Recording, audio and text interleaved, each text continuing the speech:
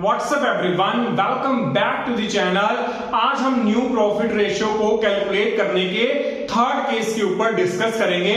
हम पहले दो केसेस को डिस्कस कर चुके हैं कि जब भी फर्म के अंदर नया पार्टनर आता है तो कैसे न्यू प्रॉफिट शेयरिंग रेशियो को हम कैलकुलेट करते हैं, जिसमें आज हम थर्ड मेथड को सीखने वाले हैं। ये तो आपको एक चीज अच्छे से क्लियर है कि जब जब फर्म में नया पार्टनर आता है, पुराने पार्टनर कुछ ना कुछ सैक्रिफाइस तो करेंगे ही करेंगे। अब वो कैसे करेंगे वो उन पे डिपेंड करता है। तो आइए थर्ड केस को डिस्कस करते हैं।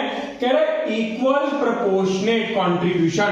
इक्वल प्रोपोर्शनेट कंट्रीब्यूशन का मतलब है कि इक्वल रेशो के अंदर वो डिस्ट्रीब्यूट कर रहे हैं शेयर को। कौन? पुराने पार्टनर किसके लिए? नए पार्टनर के लिए। यानी कि बराबर अनुपात में योगदान दे रहे हैं पुराने साझेदार नए साझेदार के लिए, जो नया साझेदार फर्म के अंदर आ रहा है।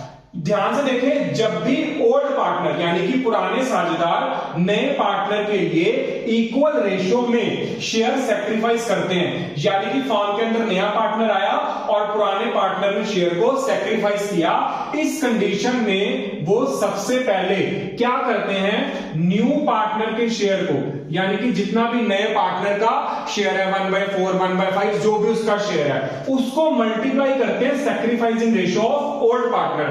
तो नए पार्टनर का शेयर मान लो 1/4 है और पुराने पार्टनर की रेशियो दे रखी है 1:1, यानी कि न्यू पार्टनर का शेयर और जो 1:1 है, पहले उन दोनों को मल्टीप्लाई करते हैं। सपोज दो पार्टनर है तो 1/4 मल्टीप्लाई 1/2, 1/4 मल्टीप्लाई 1/2, यानी कि जब इस तरह का केस होगा तब नए पार्टनर का शेयर और पुराने पार्टनर इक्वल रेशियो में जो सैक्रिफाइस कर रहे हैं उन दोनों को हम मल्टीप्लाई करेंगे। मल्टीप्लाई करने के बाद हम ओल्ड पार्टनर के पुराने शेयर को, यानी कि मान लो पुराना शेयर उसका 7/4 है 5/4 है, कुछ भी दे रखा है, उसको हम डिडक्ट कर देंगे।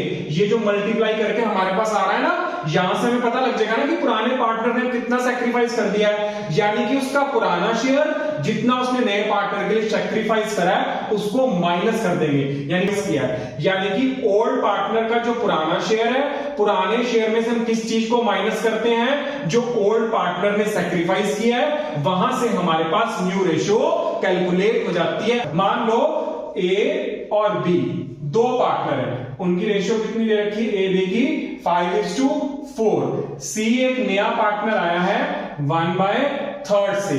सी जो है ए और बी से इक्वल रेशियो में शेयर ले रहा है। इक्वल का मतलब हो गया 1:1, यानी कि 1/2 इससे और 1/2 बी से ले रहा है। अब ये देखेंगे कि नया पार्टनर कितना शेयर एक्वायर कर रहा है और पुराने कितना सैक्रिफाइस कर रहे हैं। तो यहां पे क्या आएगा?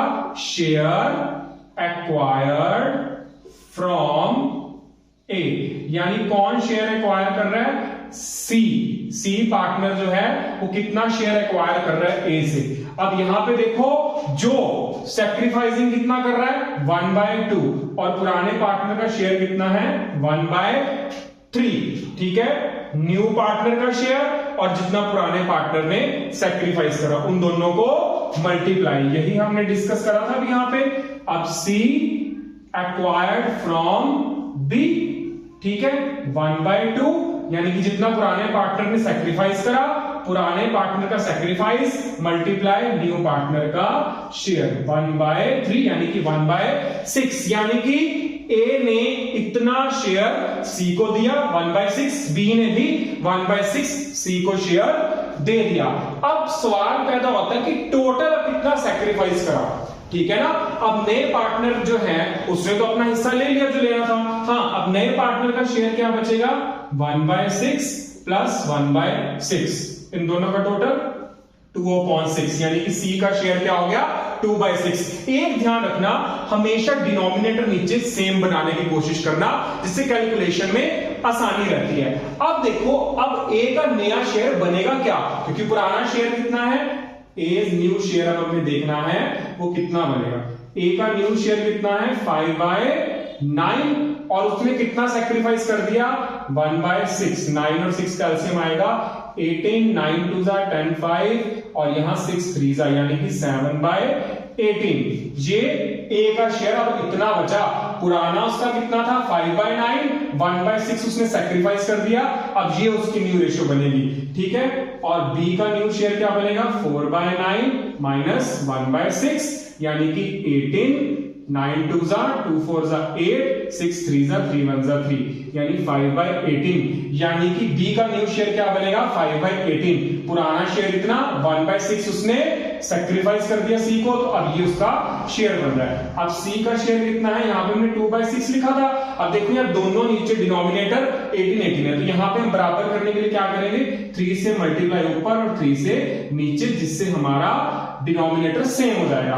अब न्यू रेशियो क्या बनेगी, ए की, बी की और सी की। 7/18, 5/18 एंड लास्ट इज 6/18। और ये कितना शेयर बन जाएगा 7:5:6।